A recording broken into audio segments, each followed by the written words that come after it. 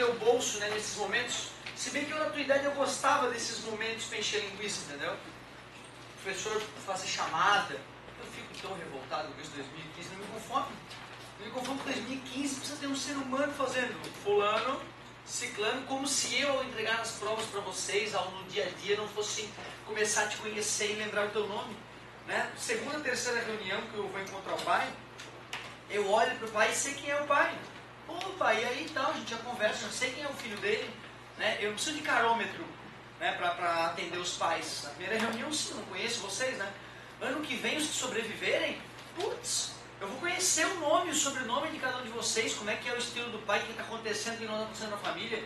Isso é o legal do colégio familiar como o nosso, né?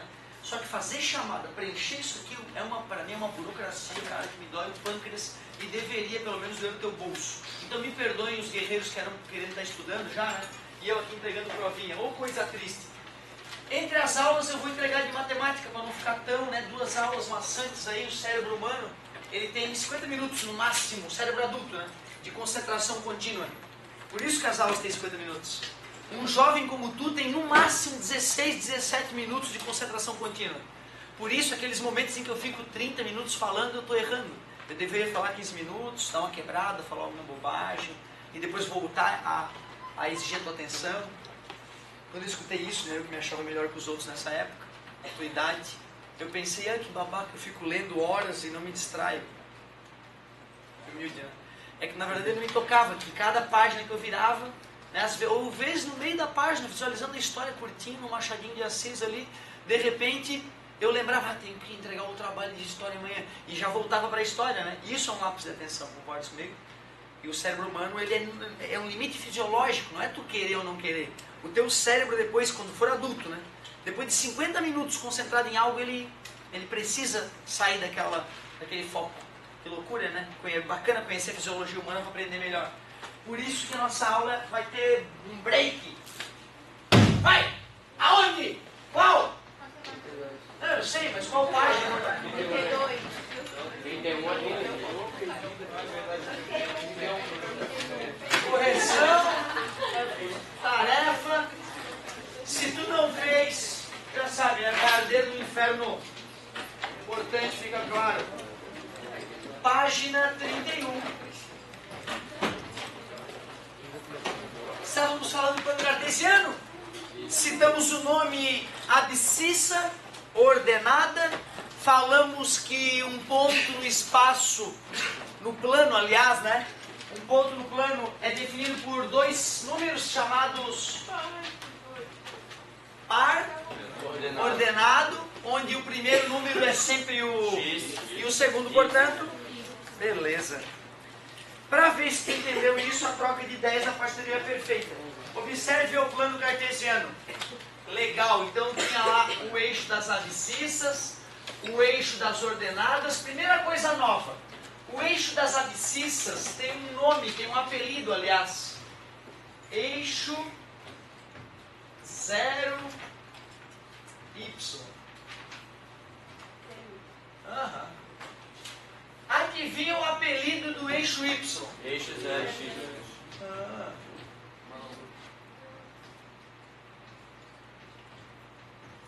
Por quê?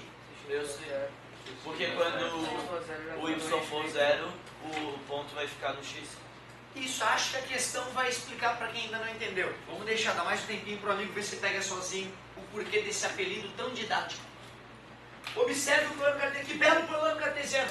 1, 2, 3, menos 1, menos 2, menos 3. Então eu só vou colocar o 3 e o menos 3. 1, 2, 3. Porque aí eu acredito que o usuário desse plano entenda, né, que cada risquinho vale 1. Aí ele que se vire, que se eu botar todos os números, vai poluir o desenho. Então isso é uma técnica que a gente usa para não deixar o desenho muito poluído, muito cheio de número. Olha lá, 1 e 3, tinha um ponto A marcado ali, né? Depois, 4 com menos 2, tinha um ponto B marcado ali, conferem? Sim. Depois tinha um ponto C no menos 1 com 3, ponto C. Ponto D era menos 2 com menos 5, obrigado, ponto D. Ponto E, onde está ele? Aqui é menos 3 e 0. Ponto F, 0 e 2. Ponto G, 0, 0. Represente as coordenadas de cada ponto do plano cartesiano. Acabei de falar, né? Agora eu vou representar. O ponto A tinha coordenadas 1 e 3. O ponto B tem coordenadas 4 e menos 2. O ponto C tem coordenadas menos 1. Isso tu não vai cobrar na prova, né, professor? Eu vou cobrar na prova isso. Ah, ninguém erra, né, professor? Erra. Mas só um ou outro, né, professor? Bastante gente. Ah, o nome, ó. Apelido, aliás, né? Eixo 0y. Porque quando eu estou no eixo x, o y vale? Claro, 0 por isso. F. Não botei ponto F, tá ali. Ponto F. 0 e 2. É esse o risco, é aí que a galera erra. O pessoal não obedece a ordem do par ordenado. Se fosse um par aleatório, né? Tudo bem, mas é um par ordenado. Tem uma ordem. Ordem alfabética, para não esquecer x e y. Ah, estou entendendo. Quando um ponto está no eixo y, o x dele vale? Por isso que o eixo y ganha o apelido de eixo 0x, porque em cima dele o x sempre vale 0. Bem tranquilo. E o ponto G é o ponto 0,0. Que bela manhã para aprender matemática. Qual o ponto que coincide com a origem do sistema de coordenadas e quais são as suas coordenadas? 0,0. Isso, ponto G e as coordenadas nós já falamos. Isso é meu G, tu sabe, né? Letra B. Qual é o ponto localizado no eixo das abscissas? Abscissas, o E e o G. Concorda comigo? Sim. O G também. As coordenadas ele pede também. Chatinho, de novo. Menos 3 e 0, 0 e 0. Letra C.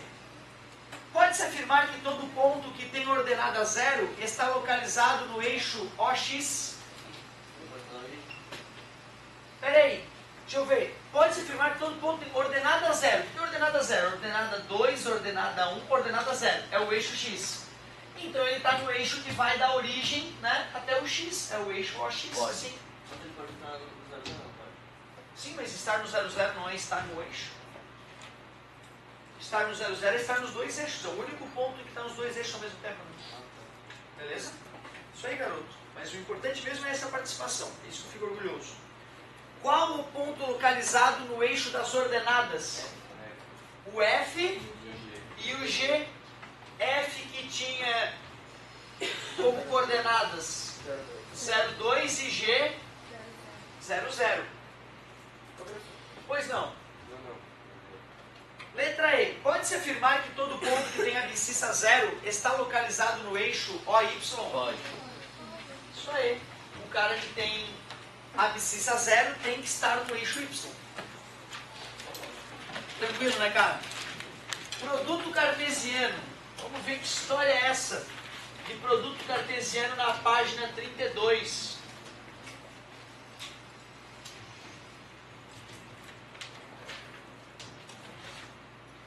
Tu vê, ó, tentei escrever legível produto cartesiano pela primeira vez, eu acho, né? Agora a correção tarefa eu nem mais escreverei direito, só vou fazer uma coisa que vai representar a correção tarefa.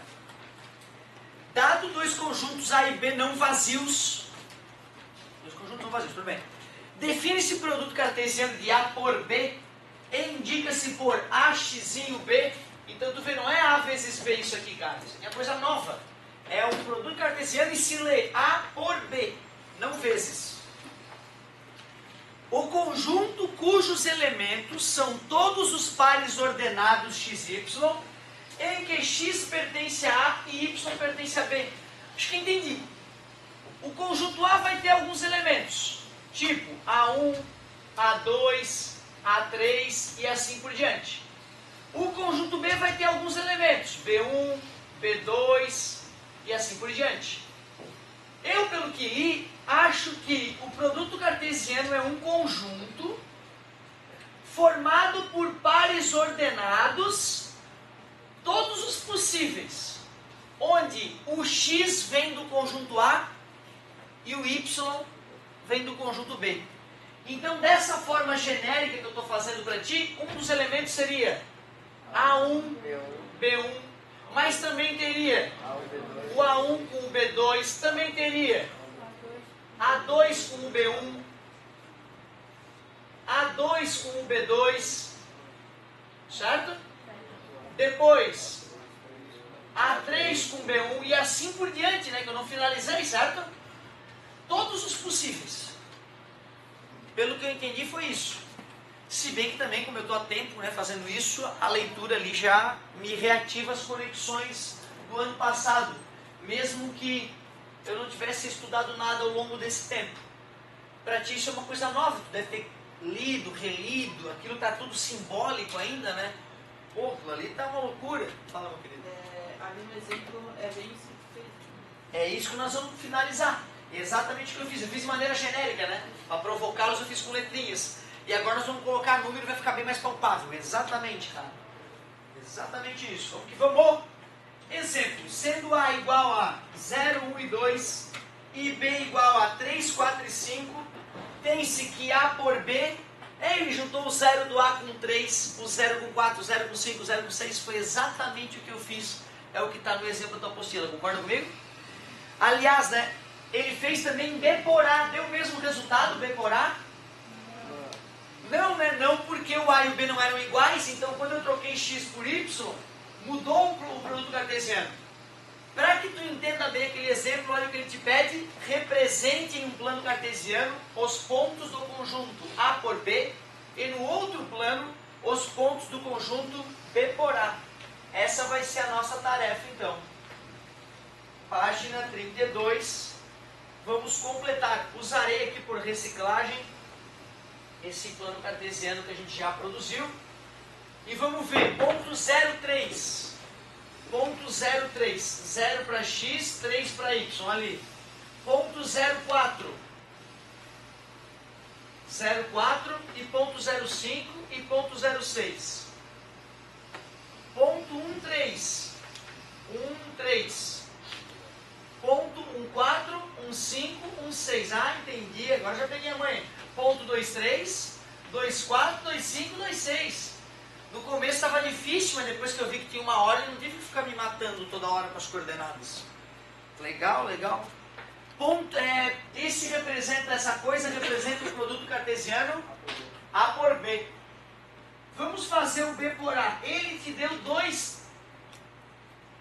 planos cartesianos. Eu vou fazendo o mesmo, com uma corzinha radioativa aqui para tu enxergar. Vamos ver. 3, 0. 3 para X, 0 para Y. 3, 1. 3, 2. 4, 0. 4, 1. 4, 2. 5, 0. 5, 1. 5, 2. 6, 0. 6, 1. 6, 2. Está ali. Esses pinguinhos rosas, esses pontinhos rosas, representam o produto cartesiano B por A. Como é que vai ser difícil matemática, né, cara? É desse, coisa simples. Manda, manda.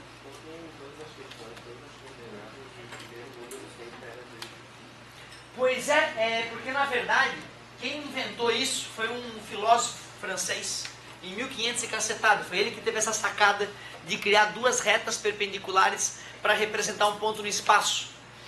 Dizem, não sei de onde eu escutei essa história, mas diz que ele estava uma vez no quarto dele, deitado, e aí ele começou a ver uma mosquinha caminhar pelo teto.